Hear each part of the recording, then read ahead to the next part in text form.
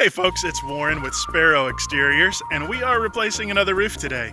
Now, this roof has a little bit of an interesting backstory that I thought would be perfect to spotlight. So apparently, there was a roofer who came through the neighborhood several months ago, knocking on doors, and said that they were getting roofs replaced due to storm damage.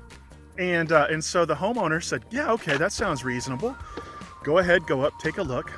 They went up there and they said, yes, hey, look, you've got storm damage. And so the homeowner took them at their word and contacted the insurance company. The insurance company came out and said, that's not storm damage. That is man-made vandalism. And so the insurance company went ahead and paid to replace this roof, but they totaled it due to the vandalism that they alleged this last contractor had perpetrated. And since the homeowner hadn't let anyone else up on his roof, he was pretty confident that he knew who did it. And that's where we came in, and he contacted us and asked us to come out and prepare a full and proper scope of restoration. And his insurance company, like all good insurance companies, even though they totaled it, they didn't want to pay for everything that was required. They didn't want to pay for all of the building codes and the things that the manufacturer insists that we do. One of the things that the insurance company did, and this is what most insurance companies are doing now, is when they paid to replace this roof, they misclassified the guys that are up there, and instead of reporting them as roofers, they actually were wanting the homeowner to use uninsured day laborers to replace the roof, whereas Sparrow Exteriors, that's us right there, we only use insured installers that we've trained, that work for us. We carry workers' comp, general liability, and so we documented those costs and we included all of that in the scope of restoration. But see, we actually permit our job. So we have Coweta County coming out, doing inspections and verifying that everything that we're saying is accurate and required.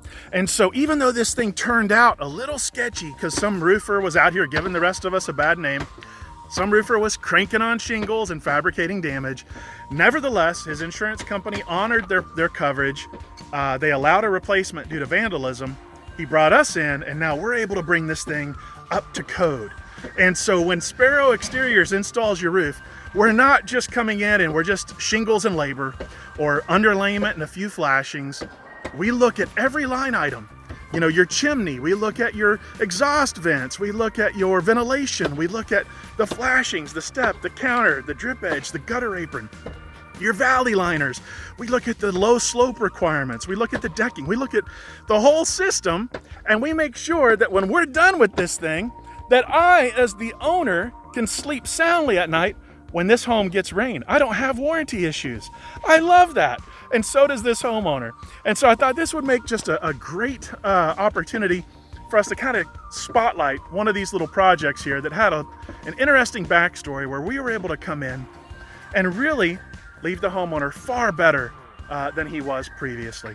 But we'll be posting some before and after pics, probably flying the drone over this one. But if you have any questions, if some roofer's knocking on your door telling you that you have damage, you may. But do you really want to take their word for it? Call us out. We will do a thorough documentation. If you don't have damage, we're not going to waste your time. We're not going to waste the insurance company's time. We're not going to waste our time.